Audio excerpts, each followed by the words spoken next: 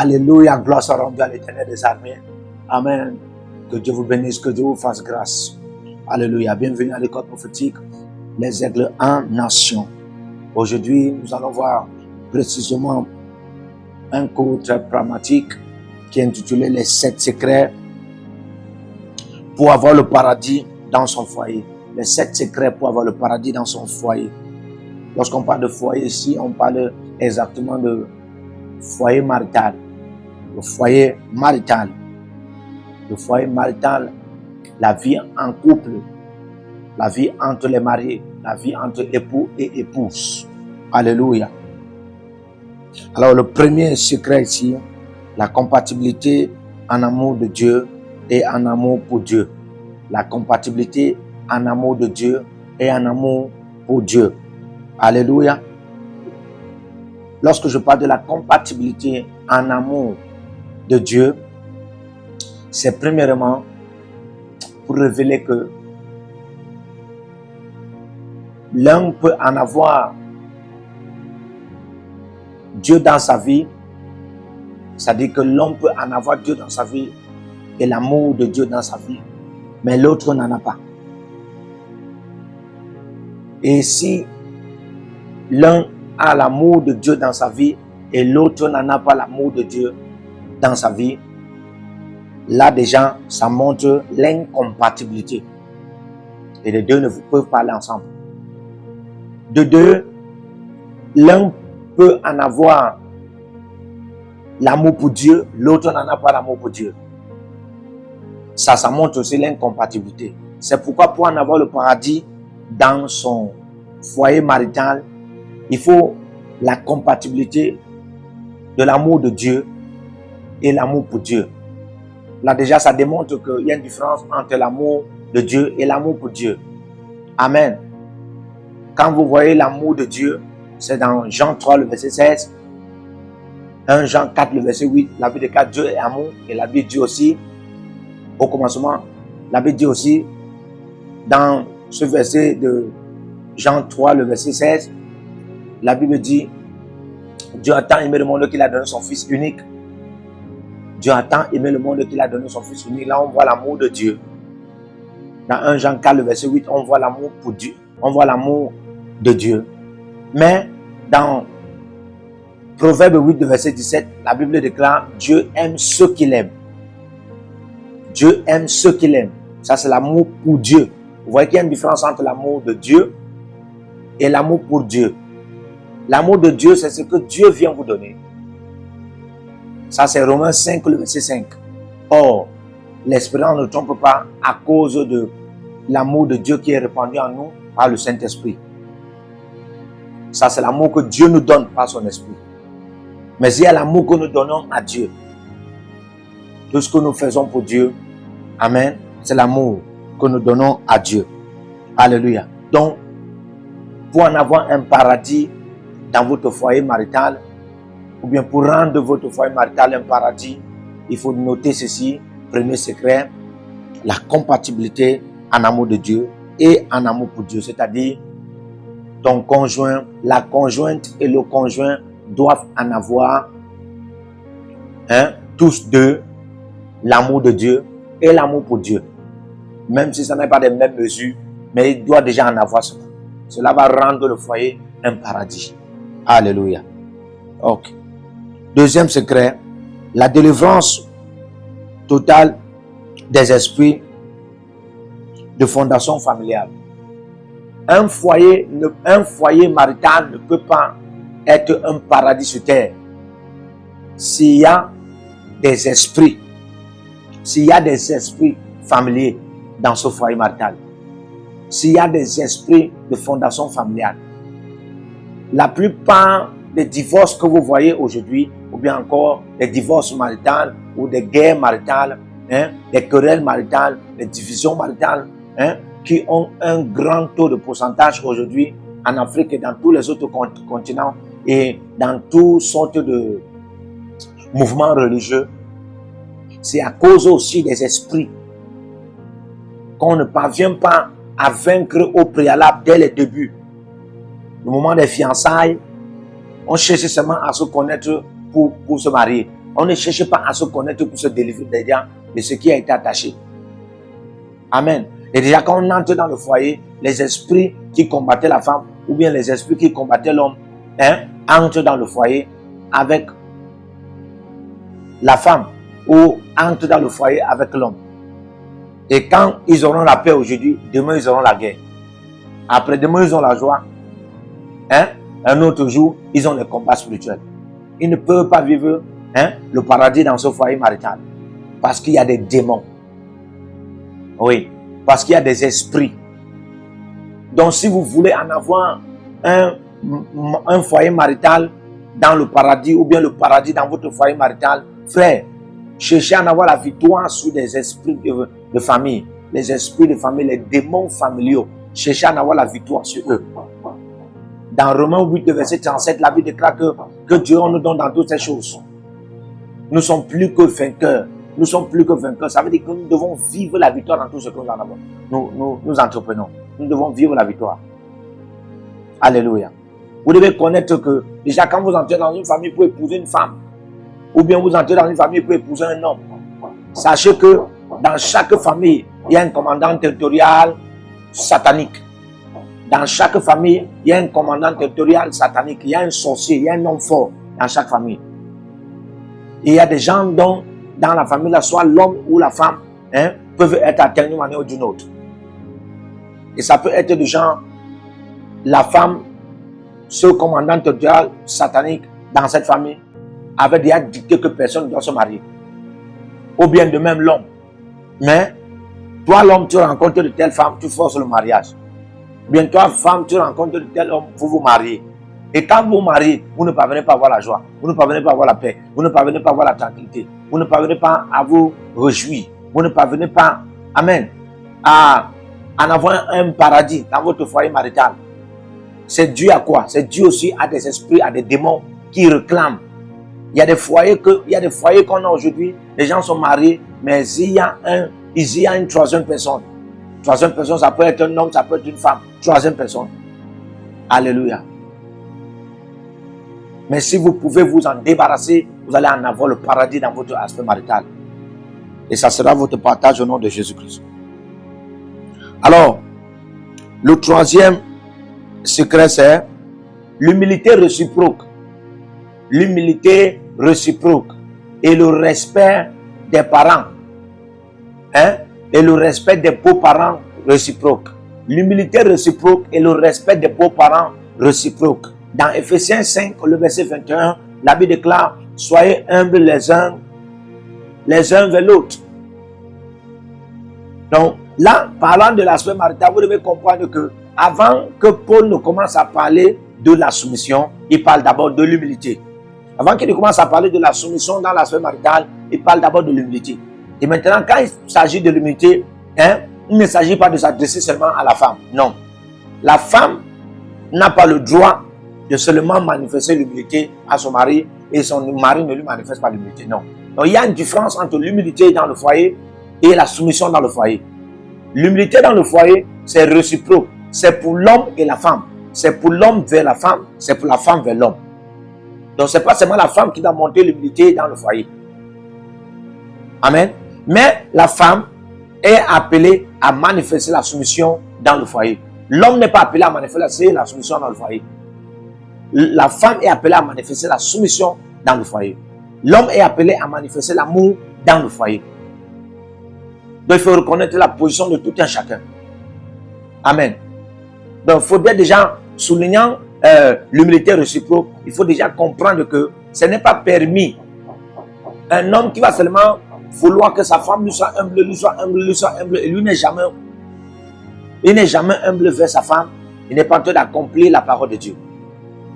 Alléluia. On a parlé du respect, l'humilité réciproque et le respect réciproque des beaux-parents. Il ne faudrait pas que c'est seulement l'homme qui respecte les parents de sa femme et la femme ne respecte pas les parents de l'homme. Non. Il faudrait que l'homme respecte les parents de la femme et la femme aussi respecte les parents de l'homme. Il faut ce respect réciproque des beaux-parents. Vice versa. Très important. Quand de telles idées, quand de tels secrets sont mis en pratique, je vous assure, ce foyer sera dans le paradis. Alléluia. Alors le quatrième secret, l'amitié et la communication régulière.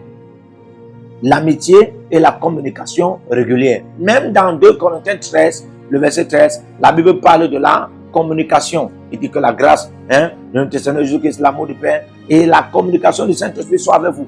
Vous voyez, l'une des images que la femme en a, c'est l'image du Saint-Esprit. Amen. La femme aime la communication. Quand vous voyez le Saint-Esprit aimer la communication là, la femme aime la communication ainsi. Alléluia. Les femmes aiment la communication, surtout les femmes mariées. Donc, la communication dans le foyer, la communication régulière, l'amitié et la communication régulière. Faites de votre femme votre ami. Faites de votre mari votre ami. Et manifestez la communication. Quand vous regardez dans Genèse 2, le verset 18, la Bible dit que Dieu vit qu'il n'était pas bien pour que l'homme soit seul. Et le verset 20, Dieu va former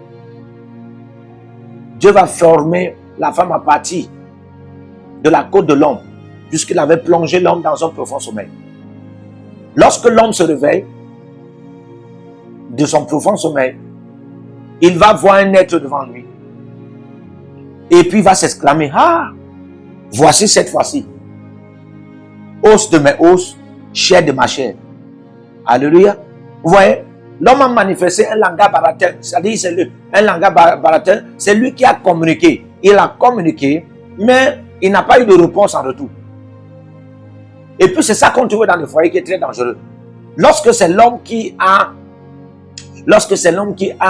un caractère de communication et la femme n'a pas un caractère de communication réciproque, frère, l'amitié ne sera pas dans ce foyer. Et puis ce foyer ne sera pas dans un paradis.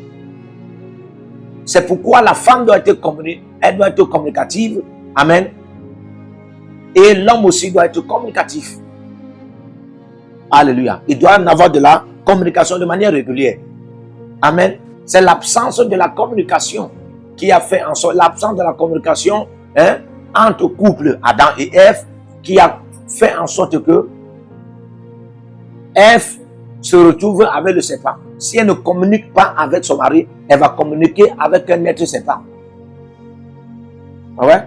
Parce qu'on n'a jamais montré, on n'a jamais vu là où Ève a parlé avec Adam. Le seul moment où il y a eu communication entre Ève et Adam de manière réciproque, c'est quand elle a pris le fruit, elle a donné à son mari et son mari a mangé. Une femme qui ne communique pas avec vous va vous empoisonner. Ah oui, c'est très dangereux. Il y a un homme aussi qui ne communique pas avec sa femme peut empoisonner sa femme. Quand je dis l'homme ou la femme peut empoisonner sa femme lorsqu'il y a absence de communication, c'est que l'esprit, un démon, un être serpent, un être de manipulation peut entrer, un être malsain peut entrer. Et puis dès qu'un être malsain entre parce qu'il y avait absence de communication, il y aura empoisonnement. Que Dieu nous délivre au nom de Jésus-Christ. Alléluia. Alors, 5e secret, la fidélité et le pardon soudain. Le pardon soudain est réciproque. La fidélité et le pardon soudain est réciproque. Ça veut dire quoi? Parlons d'abord du pardon soudain et réciproque. C'est chaque fois qu'il y a erreur, chaque fois qu'il y a déplacement de mots, la guérison de cela peut se passer facilement par un pardon soudain. Le remède, ce qui va remédier rapidement la paix, c'est un pardon soudain. La capacité et l'habilité de dire « je suis désolé ». Rapidement, je suis désolé. Ça peut remédier la paix. Ça peut ramener la paix aussi de manière immédiate dans ce foyer. Et ça garde le paradis dans ce foyer de manière permanente. Alléluia. Et aussi la fidélité. La fidélité. La Bible déclare dans Hébreux 13, verset 4, que le lit conjugal soit exempt de souillure. Que le lit conjugal soit exempt de souillure. Que le lit conjugal soit exempt d'infidélité. La Bible précise bien car Dieu va juger les immoraux et les adultères. Alléluia. Donc, s'il y a infidélité dans un foyer marital, il n'y aura pas le paradis dans ce foyer. S'il y a infidélité. Même si vous vous aimez comment, vous devez comprendre que l'amour ne peut pas vaincre à un certain moment l'infidélité dans la dimension de l'adultère, dans un foyer marital. Pourquoi? Parce que dès lors que soit la femme commet l'adultère, la commission de l'adultère n'est qu'un nouveau établissement d'une alliance maritale avec un étranger ou une étrangère. C'est-à-dire quand la femme commet l'adultère, elle établit une nouvelle alliance. Elle a établi une nouvelle alliance, autant pour moi, elle a établi une nouvelle alliance maritale avec un étranger. Et de même, quand l'homme commet l'adultère, il a établi une nouvelle alliance maritale avec une étrangère. Et parfois, c'est ça qui est la cause de... Quand vous pratiquez cela et vous vivez toujours ensemble dans ce aspect marital, ce que vous aurez comme fruit, ce que vous aurez comme résultat, c'est les maris de nuit et les femmes de nuit. Ah oui? Alléluia. La Bible précise bien dans Proverbe 14, la femme sage bâtit son foyer, mais l'insensé la détruit de ses propres mains. Vous devez comprendre qu'il y a la femme sage, il y a l'insensé. Dans chaque foyer, il y a la femme sage, il y a l'insensé. Dans chaque foyer, il y a la femme sage, il y a la femme insensée. La femme insensée dans un foyer marital, c'est la femme étrangère. C'est la femme étrangère. Parfois, elle ne trouve pas une porte ouverte pour y entrer si l'homme n'a pas commis l'adultère. Ou bien si la femme n'a pas commis l'adultère. Elle peut trouver son gain, elle peut trouver une porte d'entrée quand il y a des ordres maritaux. Lorsqu'il n'y a pas la paix, il n'y a pas la joie entre couples, la femme insensée entre. Et parfois, quand la femme insensée entre, elle entre soit dans l'homme ou bien la femme. Quand elle entre dans l'homme, l'homme va commencer à vivre sa vie dehors. Quand elle entre dans la femme va commencer à vivre sa vie dehors, mais tous seront dans le foyer. Il y a des couples comme ça. Que Dieu délivre les foyers au nom de Jésus-Christ. Alléluia. Alors, 6e secret, le sexe régulièrement respecté en pleine santé. Le sexe régulièrement respecté en pleine santé. Dans 1 Corinthiens 7, la Bible déclare que le corps de la femme appartient à l'homme. Le corps de la femme appartient à l'homme et celui de l'homme appartient à la femme. Là, on parle aussi dans la dimension sexuelle. Dans un foyer marital légitime, officiel et béni de Dieu. Alléluia. Donc le sexe est très important. Le sexe régulièrement respecté en pleine santé dans un foyer marital va donner à ce foyer un paradis. La plupart des fois, les couples se séparent. Des hommes mariés se séparent à leur femme parce que le sexe n'est pas pratiqué dans une sainteté de santé. Certaines femmes aussi se séparent de leur mari parce que le sexe n'est pas pratiqué dans une sainteté de santé. Dans ce foyer. Alléluia. Lorsque soit la femme n'est pas malade, mais elle va toujours dire qu'elle est malade. Lorsque la femme n'est pas malade, mais elle va toujours dire qu'elle est malade. Ou bien l'homme, il est en bonne santé, mais il dit qu'il n'est pas d'accord.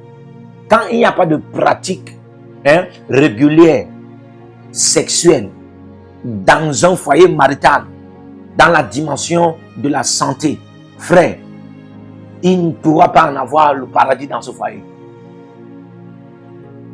7e secret, la manifestation financière du mari envers sa femme et la manifestation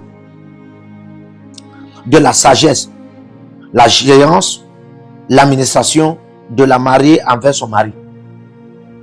Amen. Vous voulez en avoir un foyer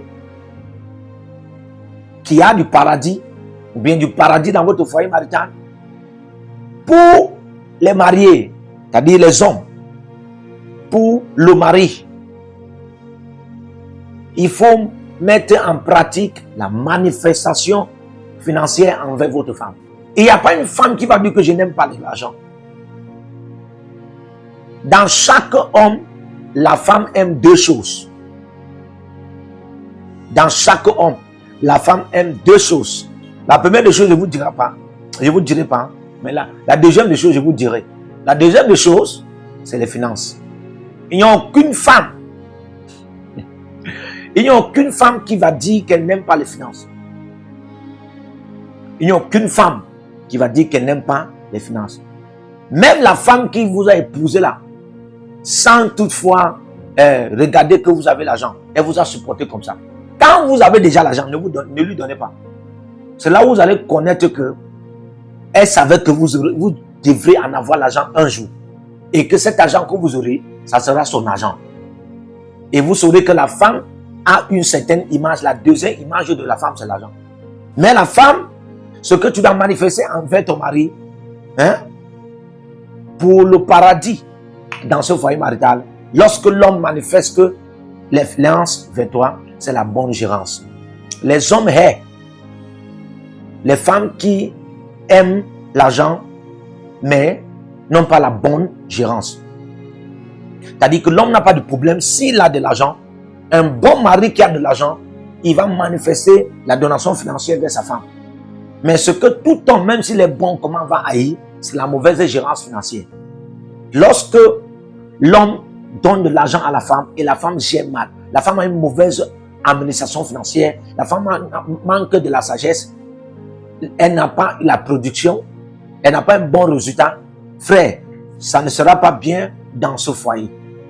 Alors voici les 7 secrets pour le paradis dans votre foyer marital. Et je prie le Seigneur que pendant que ces secrets sont mis en pratique, pendant que ces secrets sont révélés, pendant que ces secrets vous parviennent, que la délivrance, la paix, la joie, le paradis soient établis dans votre foyer au nom de Jésus-Christ. Soyez bénis. Que le Seigneur vous bénisse. Partout où vous êtes connectés au prophète Jérémie Naou, à la source de feu de Jéhovah Tabira. Donc si vous vous connectez par vos semences, vous allez puiser du feu, le feu dévorant. Donc connectez-vous maintenant partout où vous êtes. Au Togo, voici, nous avons le flux de Togo. Connectez-vous maintenant. Du Togo, connectez-vous et puisez le feu dans vos batailles. Vous êtes en Côte d'Ivoire, connectez-vous maintenant par MTN et libérez votre semence par Wave sur Flows ou comme sur MTN et puisez le feu dévorant du Saint-Esprit dans vos batailles. Au Gabon, maintenant prenez les contacts et libérez votre semence. Libérez votre semence maintenant. Connectez-vous et que toutes ces prières, toutes ces déclarations, tous ces enseignements deviennent maintenant votre héritage et siègent dans votre sang. Siègent dans votre sang et deviennent l'héritage de vos enfants. Partout où vous êtes. Vous pouvez aussi libérer votre semence par Réa ou par MoneyGram. Et vous mettez le nom du prophète Jérémie Naoum qui est là, sur la fiche, et vous mettez le pays, le Togo, et vous mettez mon contact, et vous verrez la gloire de Dieu. Et le Seigneur ne manquera pas de vous bénir. Et vous pouvez aussi vous inscrire à l'école prophétique Les Aigles en Action, à l'Institut biblique L'Aigle de la Révélation. Vous êtes un jeune pasteur, inscrivez-vous maintenant. Et vous voulez une section de délivrance personnelle, inscrivez-vous maintenant. Vous voulez une consultation prophétique personnelle ou VIP, inscrivez-vous maintenant. Vous avez quelqu'un qui a été malade et vous voulez que je prenne soin de la personne et que je prie pour la personne. Vous avez quelqu'un qui a une maladie qu'on ne comprend pas, inscrivez-vous maintenant. Et vous verrez la gloire de Dieu. Tous ces enseignements, ces prières sont à vous. C'est votre héritage. Utilisez-les, priez avec, partagez et vous verrez la gloire de notre Seigneur Jésus-Christ de Nazareth. Et n'oubliez jamais, avant de partir, libérez vos semences et écrivez, l'Éternel a parlé, l'Éternel a agi. Shalom.